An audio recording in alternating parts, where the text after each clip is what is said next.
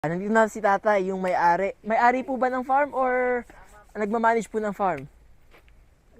Yun na rin po si tatay. Tay, ano pong pangalan po ninyo? Rodi. Kung si Kuya Rodi po pala nandito. Saan pa po kayo galing, tay? Sa Badeo. I mean, kanina ito, ba't wala po kayo ngayon? Ay, ako galing doon sa malayo. Kabit po natin itong mic nga. Pwede po ba akong sumama? Nag-harvest po ba kayo ngayon? Ay, kuha na. Ako pahinga na. Pahinga na po kayo. Oo, maya-maya uuwi na. Asan pa po kayo nakatira ngayon? Sa sa bayan, Amadeo.